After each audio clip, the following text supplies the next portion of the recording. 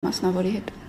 Շատ լավ։ Այս գործընթացը դիտարկեցիք վիզաների ազատականացման գործընթացի համատեքստում։ Պիտի խնդրեմ նշեք, թե հիմա աշխատանքներն ինչ փուլում են։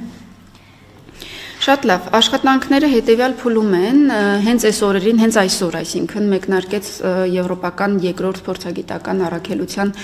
այցը Հայաստան եւ նախորդի պես ներողություն, սա տևելու է 4 աշխատանքային օր, այսինքն 1 շաբաթ, 5 աշխատանքային օր եւ սրա արդյունքում արդեն ձևավորվելու են երկու զեկույցներ, առաջին փորձագիտական առաքելության ուսումնասիրության արդյունքներով եւ սա արդեն երկրորդն է, առաջինը փետրվարի 10-ից 14-ն էր Հայաստանում եւ այս երկու զեկույցները ըստ էության այս ողջ գործընթացում այն միակ փաստաթղթերն են, որոնք մենք մեկնաբանելու հնարավորություն ենք ունենալու կամ ինչ-որ շտկումներ կամ ուղումներ կատարելու առաջարկներ կկարողանանք ներկայացնել, բայց դրանց հիման վրա մինչեւ հունիս արդեն կձևավորվի, կմշակվի գործողությունների ծրագիրը, որը այլևս բանակցելի փաստաթուղթ չի լինելու։ Ես հիշեցնեմ, որ սեպտեմբերին ենք մեկնարկել երկխոսությունը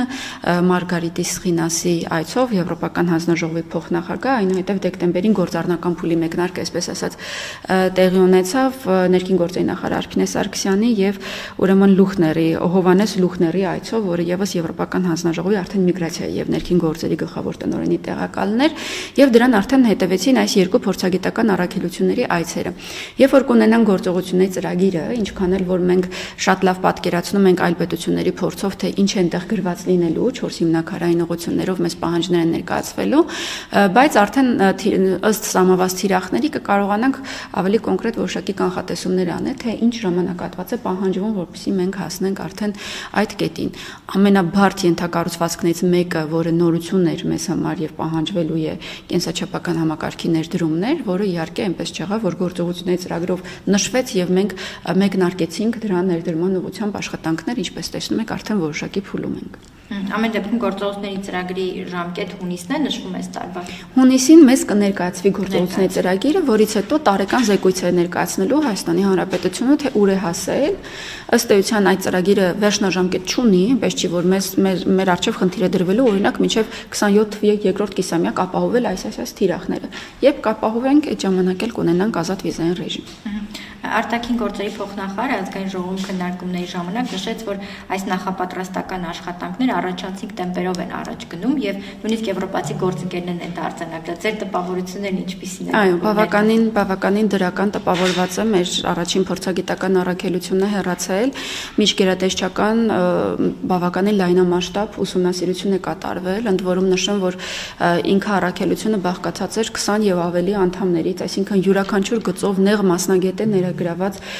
խմբում եւ սա այլևս քաղաքական խոսակցություն չէ, այստեղ չեն մասնակցում որոշում կայացնողներ, քաղաքականություն մշակողներ, սա հենց աշխատանքային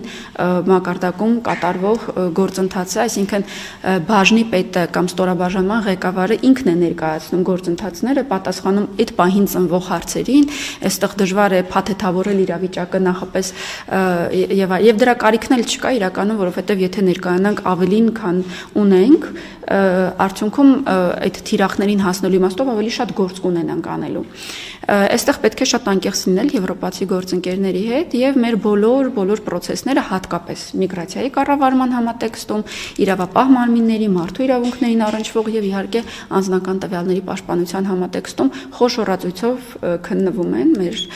գործընկերների կողմից եւ տեսնենք արդեն զեկույցներում ինչ արձանագրումներ կունենան, բանավոր տպավորությունները բավականին բարձր էին։ Այս գործընթացում մասին, երբ որ մենք խոսում ենք, հասարակությունը հիմնականում կենտրոնանում է ժամկետների վրա։ Եթե չեմ սխալվում, Մոլդովայի պարագայում 4 տարի էր, Վրաստանի պարագայում 5 տարի էր։ Իհարկե դժվար է ժամկետներ նշել, բոլոր պաշտոնյաներն էլ խուսափում են, բայց ձեր դիտարկմամբ մոտավորապես ինչ ժամկետում կարող ենք վստահ լինել, որ ազատականացումը գործնականում։ Դե առնվազն վստահ լինել, բառակապակցությունը այստեղ չեմ օգտագործի, բայց կնշեմ, որ համադրելի մի ժամկետ էլ մենք պետք է մտքում ունենանք 4-ից 5 տարի, այո։